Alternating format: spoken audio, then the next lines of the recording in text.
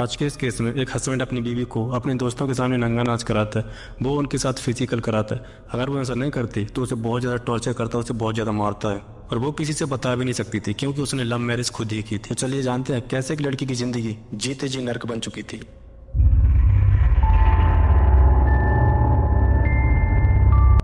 कहानी है मध्य प्रदेश के इंदौर के राजेश की। राजेश प्रॉपर्टी डीलर का काम करता था। राजेश अमीर घर से था। एक दिन फैमिली फंक्शन में राजेश की मुलाकात एक लड़की से होती है। ये लड़की बहुत ज़्यादा खूबसूरत थी और बहुत ज़्यादा स्मार्ट थी।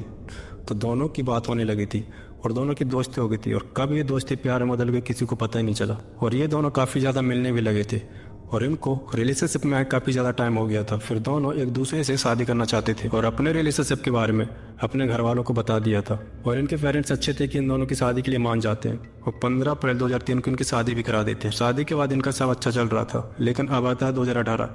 राजेश अपने बिजनेस में अच्छी तरक्की कर रहा था और अच्छा खासा पैसा कमा रहा था।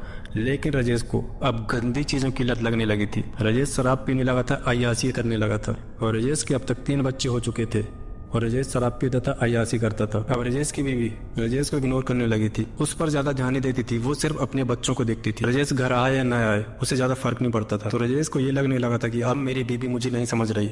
तो राजेश फिर दूसरी शादी करने का सोचता है। शादी.com में एक प्रोफाइल बनाता है और उस प्रोफाइल में ये लिखता है कि राजेश 10 लाख रुपए महीने कमाता है और वो अभी सिंगल है। इस प्रोफाइल में कई लड़कियां विजिट करते हैं। एक लड़की रहती है जो कि छत्तीसगढ़ की रहती है और ये एक गवर्नमेंट टीचर होती है। अब ये दोनों बात करते हैं और लड़की के घर वाले राजेश से ही शादी करना चाहते थे और राजेश के घर वालों से बात करना चाहते थे। लेकिन राजेश उनसे ये बोल दिया था कि मेरे पेरेंट्स मेरी शादी मेरी सेम कास्ट वाली लड़की से करना चाहते हैं। उनसे बोलता है कि आप अपनी बेटी की शादी मुझसे करा दीजिए, शादी के बाद मैं अपने घर वालों को मना लूंगा। तो लड़की के घर वाले रायपुर के एक होटल में राजेश की और अपनी बेटी की शादी करा दी थी। इस शादी में राजेश अकेला गया था।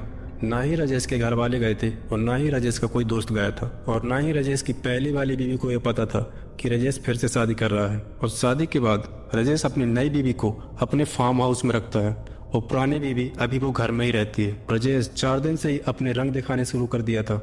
अपनी नई बीवी को बहुत ज्यादा टॉर्चर करता था, उसे मारता था। और राजेश अपने फार्म हाउस में अपने दोस्तों को बुलाता था और वहाँ पे वो लोग शराब पीते थे।